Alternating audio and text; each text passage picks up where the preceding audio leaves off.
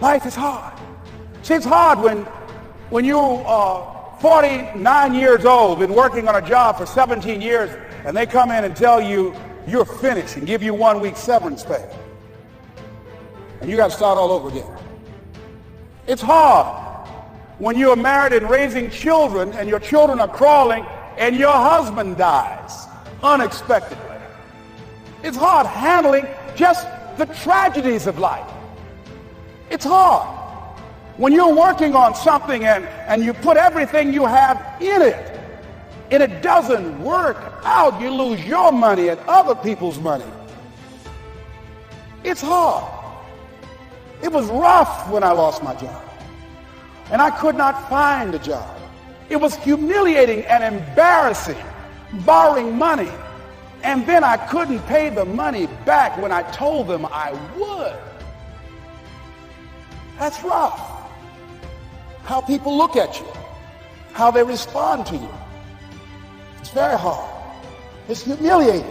Here's what I discovered that happens to you in life, that you will go through things, and while you're going through them, you can't understand why it's happening to you. But after you go through it, you get back and you look at it and you say, oh, now I understand why I needed that lesson. Have you ever happened to you? Raise your hand. Has it ever happened to you that I couldn't understand it then? But after I got through it, then I saw that was preparing me for bigger and better things. As you go through the challenges of life and you look at it and embrace whatever comes to you, don't run from it. Step toward it. Don't try and duck it like most people do. See, most people want it easy.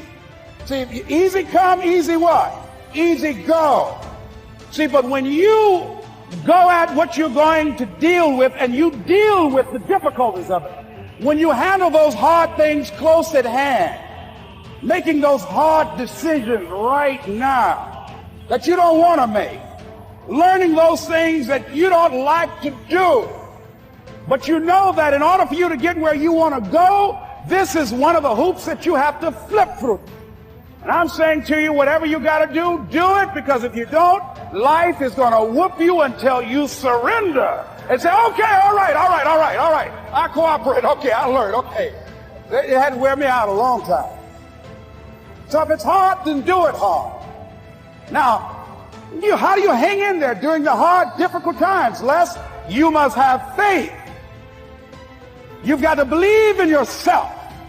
You've got to believe in your abilities. You've got to believe in your service, your company, your ideas, unquestionably. You've got to have faith, and that faith gives you patience. You got bad credit? That's perfect. At least you got some credit. See, I ain't positive. I'm there to get something. So Captain Ryan says to me, he's like, you're the most positive person I know. I say, dude, I'm not positive at all. I'm 10X. I get results. Okay? I want to get the deal done. I want to make my kids proud of me.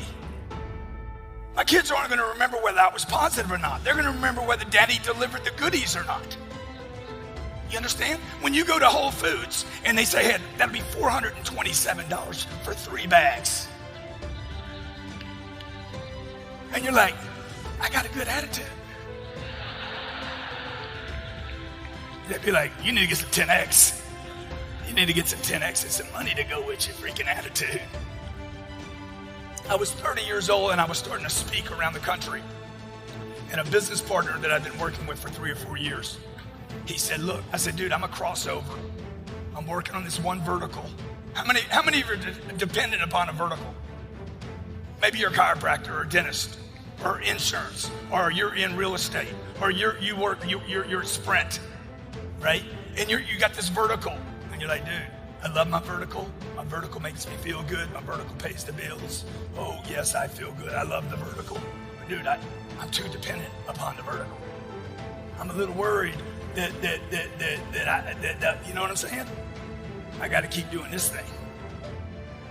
And I kept telling this guy, I said, one day I'm going to cross over to a mass audience. He says, you'll never do it. Nobody ever does it. McGraw-Hill, you know the book publisher, McGraw-Hill? They wouldn't publish a book called Sell or Be Sold because they said it was a sales book. I said, yeah, and I'm going to sell some books too. National Geographic canceled the Turnaround King. How many of you saw that show? Canceled it. CNBC copied it, picked it up, threw it up on the thing. Look, this is what's going to happen to you, folks. How many of you have a dream? Hey, you got to go get it. Okay? Dreams don't happen on couches, and they don't happen in bed. If you're going to realize that dream, you got to go out into the marketplace. You got to meet a new you. You got to go through obstacles and barriers to where it's like, it doesn't even bother me anymore. All you do is you fall down, get back up again, fall down, get back up again, fall down, get back up again. That's how you win. You've got to activate the thinker in you. Don't allow your emotions to control you. We are emotional, but you want to begin to discipline your emotion. If you don't discipline and contain your emotions, they will use you. You want to monitor your inner conversations, the things that you say to yourself. You want to watch them, and in watching them, you want to take charge. Oh, you really don't feel like it. You really don't need to do it. Forget all that. That's that inner conversation. Oh, you don't need to worry about trying to go into your own business. Forget that. You can't do that. What if you lose everything you've got? That inner conversation that stops you from doing the things you want to do less, don't do that. Forget all that. And then I said, shut up. You'll get scared sometimes. Your mind will go blank on you. You've got to learn to stand up to yourself inside yourself and short circuit, override that conversation that's always going on. 85% of what that conversation will tell you is negative. It will tell you you're tired when you really are not tired. It will tell you you can't do it. It will fill you with fear. So you've got to watch that conversation. And when you find it going on, you've got to stand up to it and say, I'm going to do this anyhow. I'm afraid, but I'm afraid not to do it. And I'm not going to let you stop me. You got to stand up inside yourself sometimes and say, shut up. Some people you will allow to unnerve you. You can't do this. You don't have everything it takes. Shut up. I have got to do it. That's why you've got to learn to make a conscious, deliberate, determined effort to stand up inside yourself, working on yourself, watching that inner dialogue. It will determine the quality of your life. The biggest challenge that you will have in life is you, because there's no enemy within. The enemy outside can do us no harm. You've got to sell yourself every day on your abilities, on what you're doing, on the goal that you want to reach. You're bombarded with negative stuff every day that beats you down, and you will find yourself unconsciously engaged in self-destructive behavior. If you don't program yourself, life will program you. Right, so when I got here, it meant something different to me. My mother was working a double shift at Wendy's when I got here. Had me at 16 years old. Came from a 2-bedroom home with 14 people in the city of Atlanta. First one in my family to get a scholarship, right? So I was thinking legacy the whole time. And I'll never forget the first summer I got here, I was in my locker and I saw one of my teammates come into the locker room and he was saying as he was putting stuff in his locker, I quit, right? And he was throwing stuff in his locker, and I'll never forget, I stood up and I said to him, as a man, right? As a man, look me in my eyes and tell me you're not about to quit. Like, as a man, tell me you're not about to quit. Like, you're not about to wave the white flag and say, I yield. Like, tell me you're not about to fold. Tell me you're not about to go in a fetal position because the situation and the circumstance has gotten hard. Tell me you're not about to get to a campus, and because you're not getting what you thought you was going to get, you want to go back home and you want to call your mother. Tell me you're not getting on campus, and because they switch your position, you want to call your father and tell him to talk to a coach. Tell me you're not about to quit. And he's like, yeah, I'm about to quit. I said, why? I can't take the way they talking to me. I said, you're not 8, right? You're not 7, right? You're not a baby, right? He's like, nah, but I can't take the way they talking to me. I said, oh, you want them to treat you like the double treat. You want to check in, they give you 2 warm cookies, they pat you on your butt, they tell you good job for doing what you said you was going to do. Like, you want validation. And I asked him the question, I said, this isn't about your legacy? Like, you're not working every single day feeling as if when you do something, if you're blessed to reproduce, one day when somebody go up to your seeds or your children, because of how you did it, they're like, man, that's your father, you good.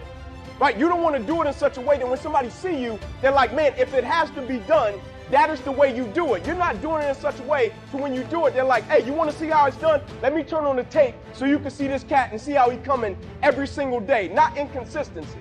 Right? Like I was one, I didn't care about talent. Right? I didn't care about skill set. Right? Because I understood talent and skill set might betray you along the journey if they don't have a consistency of mindset and they don't have a certain level of fortitude in every fiber of their being. At a certain point, you can have a cat that's talented or you can have a cat that has character and you know what he brings to the table every single day. Right? You got cats that's talented that tap out. Like anybody can go 1 or 2 down. Right? Anybody can go 3 down. But it's very seldom that you find a cat when he's standing in that tunnel till there's 4 zeros on that clock, he's going to give you everything. That's a man to me. Right? Most cats, little boys. Right? They get what they want. I tell my son all the time, I'm like, Ink, it's a big difference between a hard worker and somebody that works hard. Right? Most cats are somebody that works hard. If the situation and the circumstances what they want it to be, they're going to come out and they're going to act accordingly and they're going to give you everything they got. But a hard worker, regardless of situation, regardless of circumstance, regardless of what happened, I'm going to show up and I'm going to give everything I got to it because I'm working for something that's totally different. Right? The question becomes this. Can you be committed to the process of what you're doing without being emotionally attached to the results of what you're doing?